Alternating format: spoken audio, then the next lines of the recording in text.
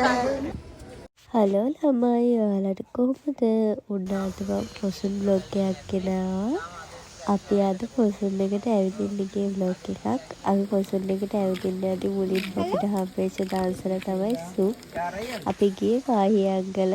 මේ පාහියන්ගල යද්දී චූටි බවුවෙක් හම්බුණා.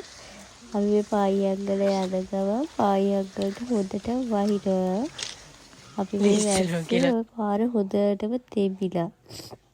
මට හෙමිනිස්සාව හැදිලා හොඳටම ලෙඩ වෙලා ඉන්නේ. ඒකින්ද මම කටහඬත් අවුල් මේ ඩබ් කරද්දි මේ පාහියන්ගල තියෙනවා මේ එක එක විසිතුරු ශාක.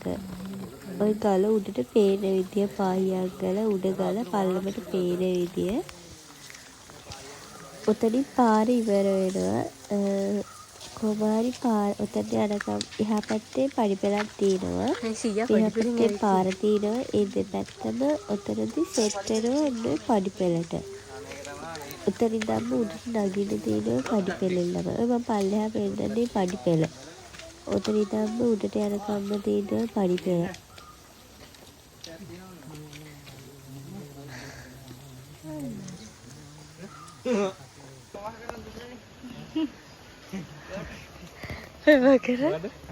බලන්නකෝ මේ තල් ගහේ ලොකු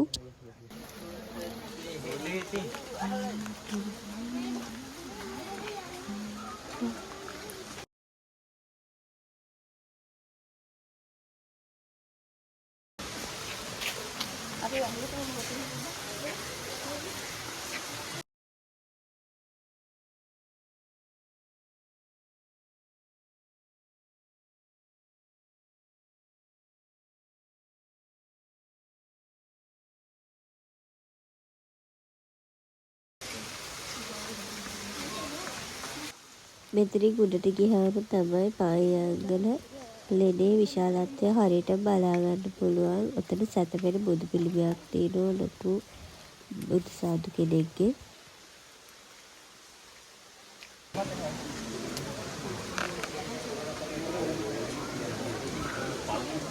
මේක වීඩියෝ ගන්න පහනවා. මේ පෝර බෑග් කරලා තින්නේ වැලි ගල් අර පල්ලෙහාන් එන මිනිස්සු ටික ටික උඩහට ගෙනාවු. අර එකපාර ගේන්න බෑනේ ගොඩක්.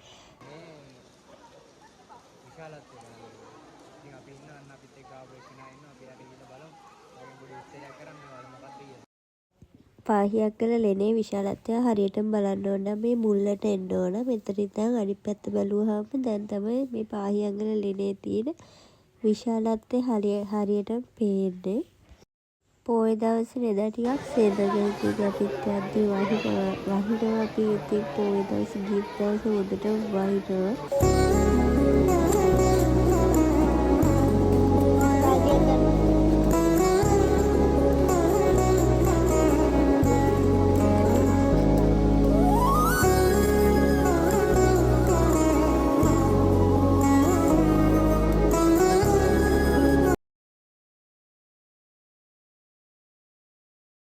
මේ ගල් හොඳටම ලිස්සනවා හරිම පරිස්සමින් බැස්සේ.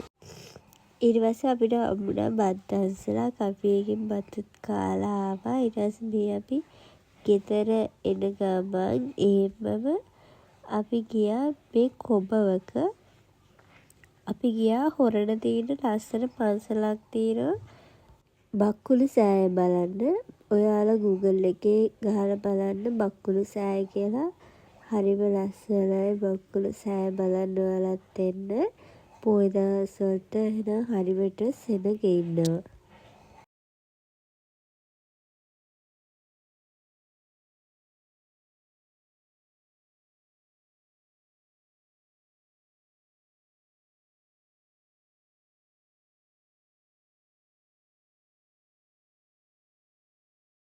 මම අදට වීඩියෝ එක එන්ඩ් කරනවා. ආයෙ වීඩියෝ එකකින් හම්බෙමු. Thank you for watching.